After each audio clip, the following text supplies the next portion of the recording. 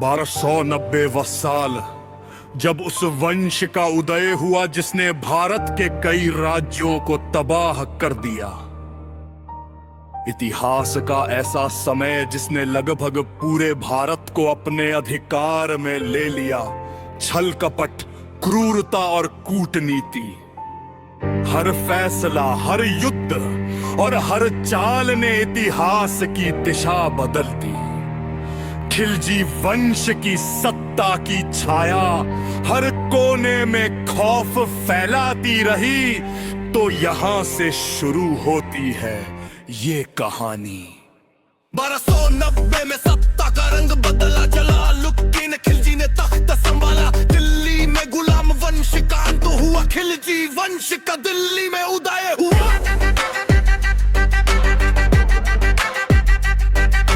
खिलजी वंश का दिल्ली में उदय हुआ।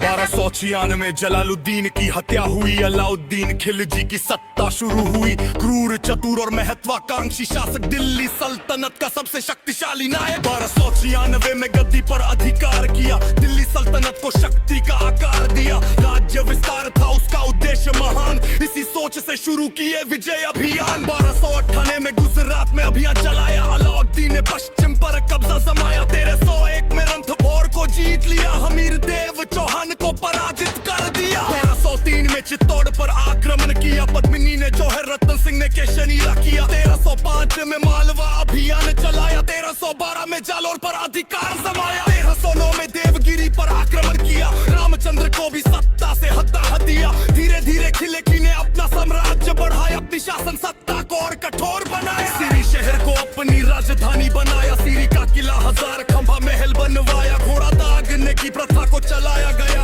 हुलिया लिखने की नीति को अपनाया गया। बाजार नियंत्रण नीति लागू की गई, महंगाई पर सख्त निगरानी रखी गई। शाहनाए मंडी को नियुक्त किया गया, कीमतों पर राज्य का नियंत्रण हो गया। नगद वेतन देने स्थायी सेना की नींव रखी, सिकंदर सानी की उपाधि उसने धारण की। अलाउद्दीन ने एकता प्रथा को समाप्त किया, भूमि सुधार को और कठोर मजबूत किया। अलाउद्दीन के बाद सत्ता बिखरने लगी, उत्तराधिकार की लड़ाई अंदर ही सुलगने लगी। कमजोर शासक और अमीरों की चाल, खिलजी वंश का डगमगाया शासन जाल। 1320 में सत्ता का अध्याय बदला, गाजी मलिक ने इतिहास का रुख मोड़ा। खुसरो खान को पराजित कर गद्दी संभाली, गयासुद्दीन तुगलक से नई वंशावली आई।